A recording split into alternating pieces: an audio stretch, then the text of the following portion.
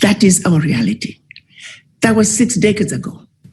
Fast forward, it's only until a month ago, last month, in June, that the French Parliament finally signed and ratified a law which now stopped the African countries from depositing their funds with the French Central Bank. Just last month. Why did it take so long? Because the fear of France and what France could do to any nation that chooses to oppose France. Let's also look at other nations. The British, the Italians, the Germans, the Portuguese, the Belgians, as they were giving independence to their colonies in Africa, they all gave limited political independence. Economic liberation was completely held back from the Africans. To this day, the average African country, 75% of the employers, the multinationals, they are from the countries that colonized them previously. So if you were colonized by the British, the majority of the employers, the big companies in your country are British.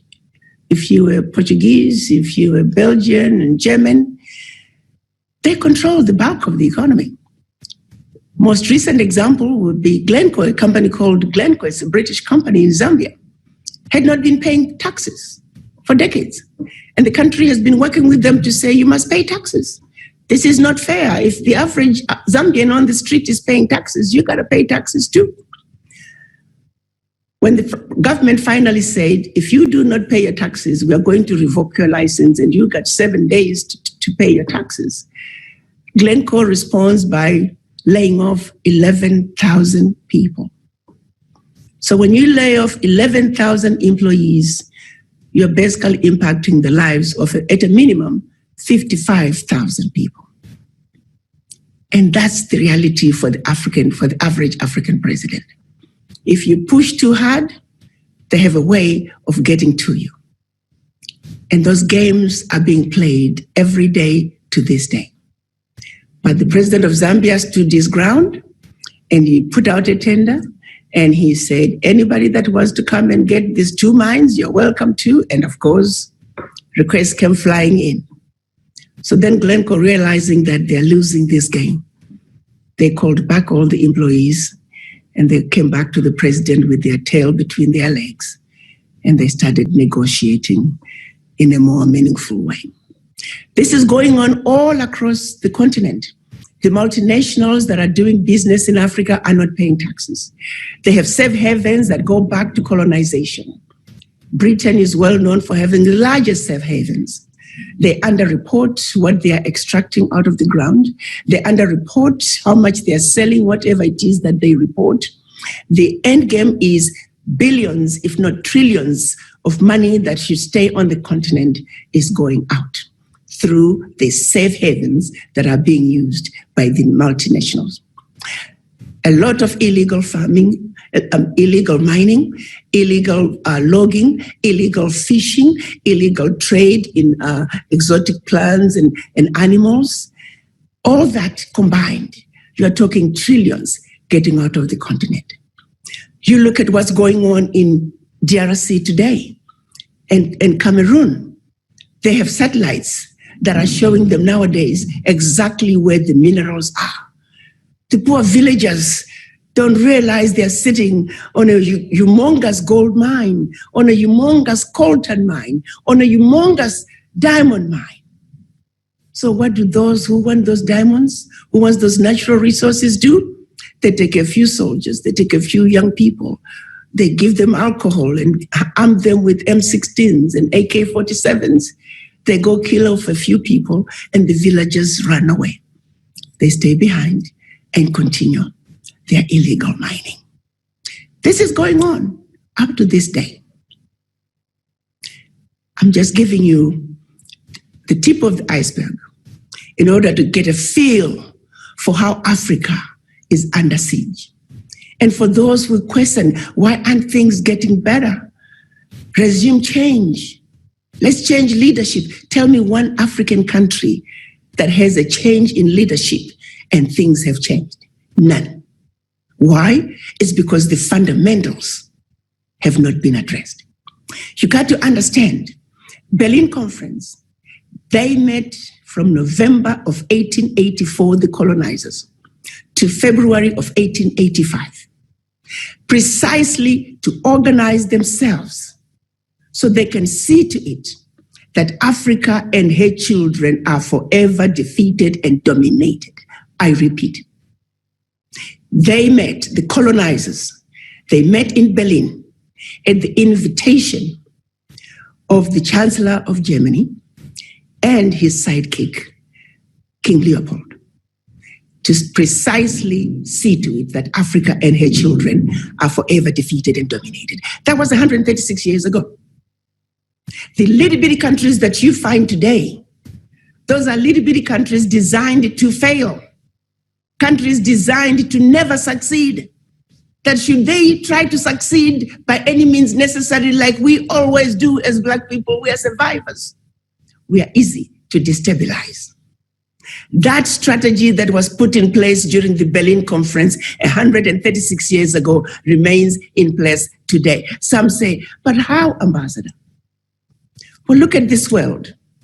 If we were to assume this world is a boxing game, would you take a lightweight boxer and throw them in the ring with the heavyweight boxer? Would you take a wannabe boxer and throw them in the same boxing ring with the heavyweight boxer? You see, what they did during the Berlin Conference, they gave these countries sovereignty at independence. Prior to independence, those countries were subjects of the masters in Europe. At independence, these countries were given the same sovereignty as the big boys. So Togo has the same sovereignty as China. So Guinea has the same sovereignty as the United States. Malawi has the same sovereignty now with EU. So when you go to the world to trade, Togo you're supposed to be negotiating with China, and you all are equal. You have sovereign nations. There's no parity there. It was done by design. So African countries will be defeated at every turn. The unfair trade practices that are making it difficult for African countries to add value to our natural resources. It was all by design to make sure that we are forever defeated and dominated. To make matters worse, during the Berlin Conference, they implemented the rule of divide and conquer. And the way they did was to take tribes that were united and living together in harmony, broke them up into tiny little countries, and gave those countries to different countries that spoke different languages. Give it a couple of generations, people who were once one big family, they don't even realize they're family. I use an example of driving from Zambia. You're speaking English and you're going north. Pretty soon, you're in DRC. You're speaking French. You keep going a little to the east, you are now in Equatorial Guinea. You're speaking Spanish. Go a little bit north, you are in southern Cameroon. You are speaking English. Keep going, you are now in northern Cameroon. You are speaking French. Before you know it, you are in Nigeria, you are back to speaking English. It was all by design to cause maximum destruction. I'm talking about the building blocks for Africa's total destruction, which were created by the Berlin Conference that remain in place today. It is precisely why when you want to travel from one part of Africa to another, you gotta go to Europe first before you can come back down. Why? Because the air spaces were limited thanks to the Berlin Conference. It is precisely because of those boundaries that were created that fuel, oil from Mozambique has got to get out of Mozambique first. It has to get out of the continent first, only for Zimbabwe right next door to buy back 30 times. You can stand with one leg in Zimbabwe and one leg in Mozambique and yet Berlin Conference made it very difficult for us to trade. It's very difficult for a man in Malawi with his Malawi kwacha to buy a product in Nigeria in Nigerian naira.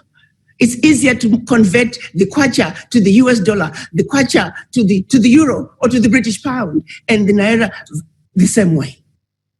All these technicalities we take for granted, they ultimately impact trade. And when you impact trade, you destroy the nations. There is no development. It's easier for a product to go from Egypt, to go from the United States to Egypt, than for a product to go from South Sudan to Egypt. It was all by design. So when I talk about the fundamentals not being addressed, the fundamentals for Africa, they must be addressed through integration, economic integration, political integration, melting of the borders, and completely destroying, killing, and burying the Berlin Conference. The rule of divide and conquer that also made the Africans believe that everything African was bad and everything European was better and more desirable. They sent the Christians, the missionaries, to also teach us. We didn't know about the color black and white before the missionaries came to Africa, before the colonizers, the settlers came to Africa. But they told us about the color black and the color white. And they taught us about the white angels and the black devils. Who has seen the angels? Who has seen the devils? But then they turn around and say, the devil is black and you people are also black. And the angels are white and we are white. Jesus Christ is white, even though the Bible says his skin was crimson. We know it's because when Mary and Joseph were running from Herod, King Herod, they were told to go to Egypt, not to Europe. Because in Europe, they knew he would stand out like a sore tooth. In Egypt, Jesus Christ would blend with others who looked like him. Jesus Christ was a brown man. But they said, never mind that. And even though we white people don't look like a white piece of paper, don't worry, we're white. Now let's go to church. And you need to get on your knees. And you must worship a white Jesus. And you must worship the white angels. And of course, let's dog out the devil that looks like you, black people. It was all by design to criminalize blackness, to make us hate ourselves, and forever be looking to be something that we can never be, white. Have you ever stopped to think about that? Every day you go to church, and you worship an image that does not look like you, an image that will never look like you. And you're dogging the image that looks like you. Complete, total destruction of an individual from a very deep subconscious level. So it is that us black people are forever trying to be something that we can never be. So how do we think we can be closer to being white? We think we're educated now. We have a job, we have a house, we have a nice car. We feel we're closer to white people. And now we want to run away from those who look like us because we've made it. All these unnecessary material things that make us believe we're getting closer to what we have been programmed to think is better. And we're busy running away from ourselves. Which brings me to the next pillar of Africa's issues. It is the mind. We have so much self-hate. We do not like each other as black people. We have been programmed to dislike anything that has anything to do with ourselves. So where do we begin? We call that the legacy of slavery and the legacy of colonization. No amount of education, no UCLA degree, no Harvard degree, no Oxford degree can decolonize you, can cleanse you of the legacy of slavery. is through understanding our history, understanding that you're part of somebody else's agenda, that you're riding somebody else's train, and the train is meeting their agenda, meeting their needs, and none of those needs are part of what you need.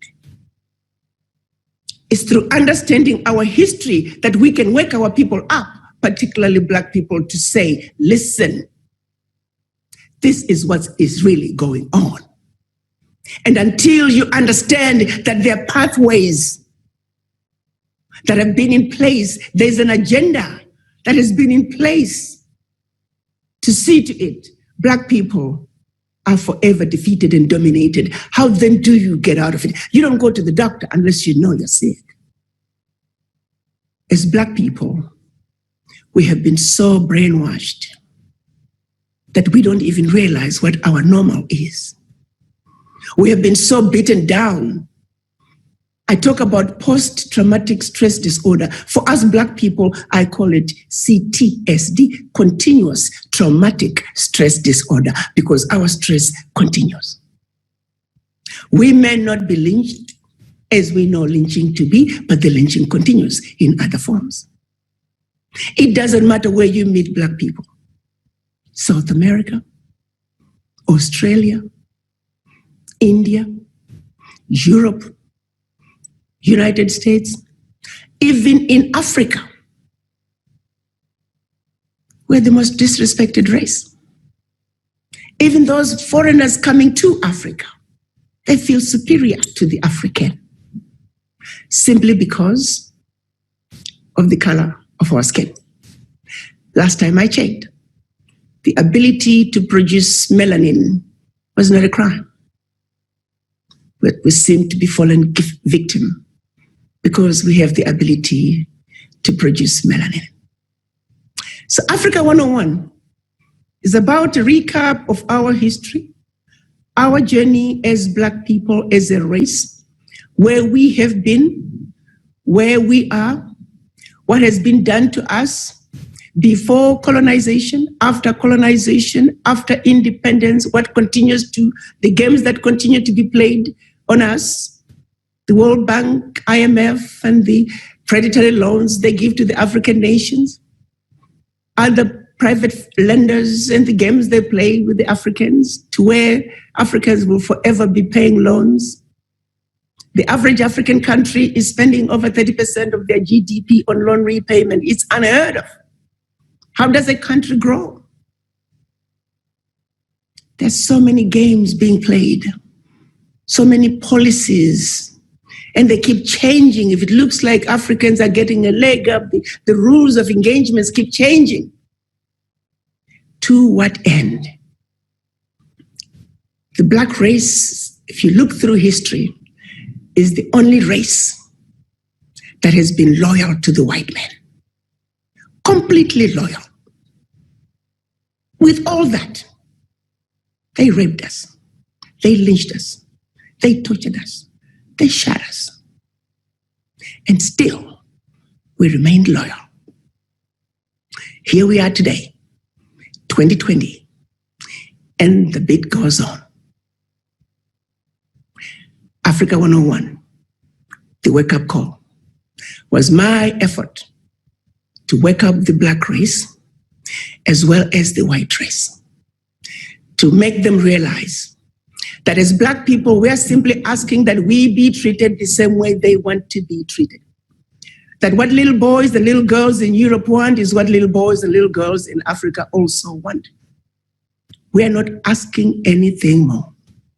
We are asking the world to do what is right, what is just, and what is fair. Not only to Black people on the continent, but to Black people around the globe. Systemic racism, bigotry, and hate have no room on earth. And the perpetrators of those abuses, to them I say, you may think you're doing a disservice to the Black race, but guess what? You're also doing a serious disservice to your children, grandchildren, and generations to come. Our children, regardless of their skin color, They deserve to live on earth free to live on this earth the way they wish, without boundaries, without restrictions, and just truly love each other and enjoy humanity, regardless of your race, ethnicity, social status, political affiliations, gender. It is a free world. That's what we want.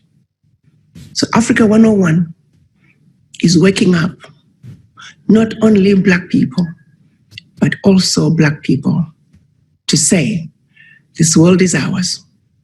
Let's enjoy it together as equals, because we're created as equal under God. I thank you. Black is life, the air that we breathe. Black is space in outer space. Black is the earth, mother of the dark soul. Black are the mountains, the rocks and the valleys.